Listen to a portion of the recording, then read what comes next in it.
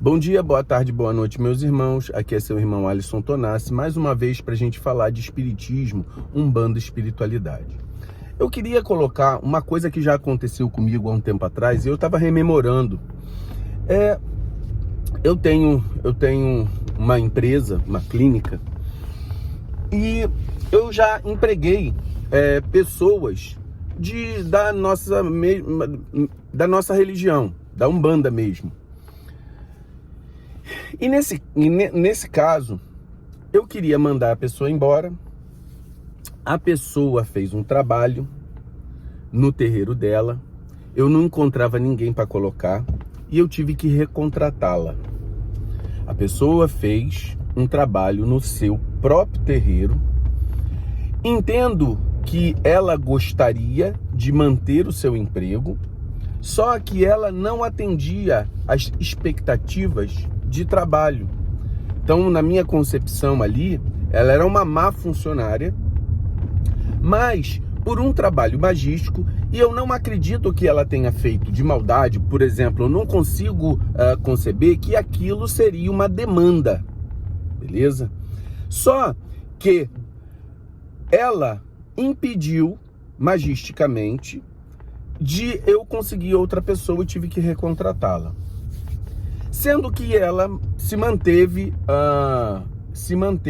eu cheguei a despedi-la e uma semana depois eu tive que contratar, porque as pessoas que eu contratava não atendiam as expectativas e ainda eram piores do que ela. E aí, passou-se um tempo e ela continuou tendo a mesma circunstância. Só que até então, nessa época, eu estava ainda na transição de virar umbandista. Eu acreditava que a demanda, a magia, ela, independente de qualquer coisa, ela seria barrada por nós, pelo bom pensamento, pela reforma íntima, por termos um conjunto de interesses diferenciados e nós estarmos de um lado verdade. Mas eu comecei a observar que a verdade é muito relativa. Então, por exemplo, o meu interesse na funcionária, ele terminou pela minha expectativa no trabalho dela. Ao mesmo tempo, ela mantinha o interesse de ter o trabalho. Então, são duas verdades, a verdade dela e a minha verdade. O componente magístico que ela proporcionou impediu que eu me mantesse na minha realidade, na minha verdade. E eu ainda estava ali. Passou-se um tempo e continuou a mesma coisa. Só que nesse período eu já estava mais afinado com a magia da Umbanda. Eu estava mais afinado com os procedimentos da espiritualidade que nos protege.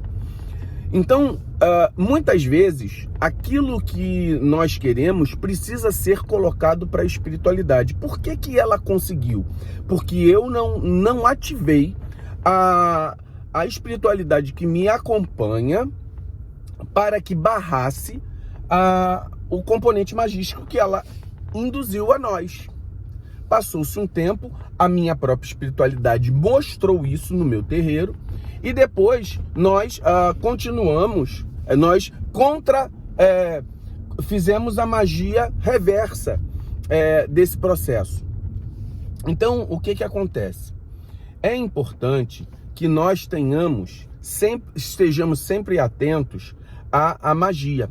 Muitas vezes nós entendemos para a nossa vida que aquela magia, mesmo sendo feita por um Exu consagrado, um Exu coroado, então um Exu que tenha objetivo do bem, cada um, como a verdade não é uma coisa única, ela depende do interesse de cada um. Então a minha verdade era uma, a dela a outra.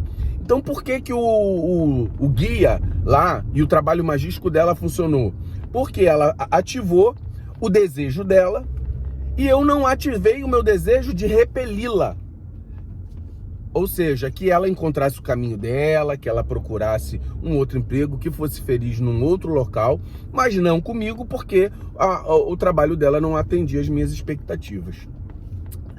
Depois de um tempo, isso se passou e eu, já mais esperto com relação à questão da magia, eu ativei esses procedimentos para que não houvesse uma contrapartida espiritual da parte dela. Então, e aí as coisas foram se encaminhando de maneira mais adequada. Então, dentro desse processo todo, meus irmãos, nós temos que ter uma observação espiritual de cada coisa. E dentro desse processo de observação, nós temos sempre que estar firmados. Porque a magia, ela ocorre independente a magia do bem e a magia negativada. Você ativou a magia em si, a energia em si, ela não é boa ou ruim, ela só é o poder da vontade. Então, dentro desse processo, na cabeça dela, ela estava certa, porque ela não estava fazendo nada demais, sendo que a gente tinha conversado, já tinha falado que as expectativas daquilo que ela estava fazendo, eu não estava me atendendo, e aí a gente sempre foi argumentando, ela não modificava. Então, dentro desse processo todo, eu ativei a magia. E como fazer isso, né? Como fazer uma magia de proteção, né? Primeiro lugar, não tem nada complexo, não é nada demais. Isso aqui eu vou ensinar uma coisa simples. É aquilo que a gente sempre fala. Firme a vela para o seu anjo de guarda. Um copinho d'água, uma vela branca, todo o poder da tua vontade na proteção daquilo que você quer fazer. Meu protetor, meu guia espiritual, meu chefe de cabeça, meu anjo guardião, tá aqui essa vela e esse elemento para que o Senhor me proteja nas intenções daquilo que eu desejo. Nesse processo, aí no caso, que a pessoa sempre não queira o mal de ninguém. Quando você vai fazer uma magia, por exemplo, eu queria que ela fosse para outro local.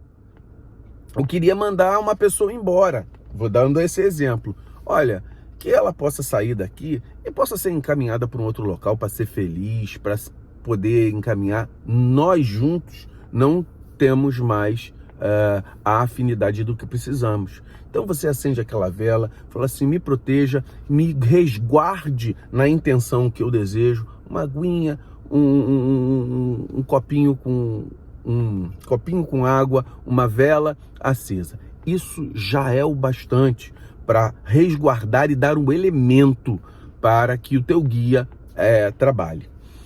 Pessoas que têm os seus guias já firmados, eles podem, já conhecedores de alguns elementos, por exemplo, uma erva tal, olha, bota um galinho de arruda, bota um alecrim, bota um manjericão, faz isso, faz aquilo, aí as pessoas têm algo a mais para se proteger.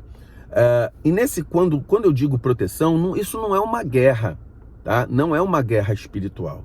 É simplesmente luta de desejo, fluxos de energias que correm e que, se você não estiver preparado, muitas vezes o fluxo do pensamento do outro, ele sobrepõe ao teu. E o interesse dele, mesmo não sendo o teu, ele vai sobrepujar ao seu. Então é por isso que eu estou dizendo, faça uma proteção, observe-se dentro das questões da magia de Umbanda. Se você vá num terreiro, sempre se aconselhe com um guia espiritual, e dentro desse processo você tem ali métodos para que a energia do teu desejo se concretize. Nunca, isso eu sempre vou falar para você, nunca queira o mal de ninguém. Olha só, eu quero me afastar de uma pessoa, ela que siga o caminho dela, ela consiga a felicidade longe de nós.